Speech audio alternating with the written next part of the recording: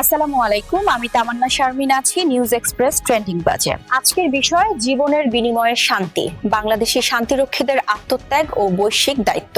জাতিসংঘ শান্তিরক্ষা মিশনে দায়িত্ব পালনকালে নিহত 6 জন বাংলাদেশি শান্তিরক্ষীর মরদেহ দেশে ফিরছে। সুদানের একটি মিশন এলাকায় সন্ত্রাসী হামলায় তারা প্রাণ হারান। এই ঘটনায় আরো কয়েকজন বাংলাদেশি শান্তিরক্ষী আহত হয়েছেন, যাদের বিদেশে চিকিৎসা দেওয়া হচ্ছে। এই ঘটনা আবার স্মরণ করিয়ে দিল বিশ্ব শান্তি রক্ষায় বাংলাদেশের অবদান শুধু কূটনৈতিক পর্যায়ে সীমাবদ্ধ নয়, বরং জীবনবাজি রেখে দেওয়া এক কঠিন বাস্তবতা।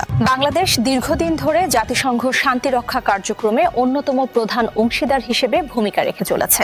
বিশ্বের বিভিন্ন সংঘাতপূর্ণ ও অস্থিতিশীল অঞ্চলে বর্তমানে বাংলাদেশের সেনা, পুলিশ ও বেসামরিক শান্তিরক্ষীরা দায়িত্ব পালন করছেন। শান্তি রক্ষা মিশনে জনবল পাঠানো দেশগুলোর মধ্যে বাংলাদেশ নিয়মিতভাবেই শীর্ষ অবস্থানে রয়েছে।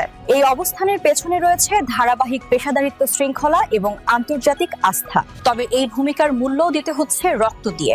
আফ্রিকা ও মধ্যপ্রাচ্যের বিভিন্ন মিশনে দায়িত্ব পালনের সময় বাংলাদেশ এর আগেও একাধিকবার শান্তিরক্ষী হারিয়েছে। সাম্প্রতিক এই প্রাণহানি প্রমাণ করে আধুনিক শান্তিরক্ষা মিশন আগের তুলনায় অনেক বেশি ঝুঁকিপূর্ণ। ড্রোন হামলা, সশস্ত্র গোষ্ঠীর তৎপরতা এবং জটিল গৃহযুদ্ধ পরিস্থিতিতে শান্তিরক্ষীদের নিরাপত্তা বড় চ্যালেঞ্জ হয়ে দাঁড়িয়েছে। বিশ্লেষকদের মতে শান্তিরক্ষা মিশনে বাংলাদেশের অংশগ্রহণ দেশের বৈদেশিক নীতির একটি গুরুত্বপূর্ণ অংশ।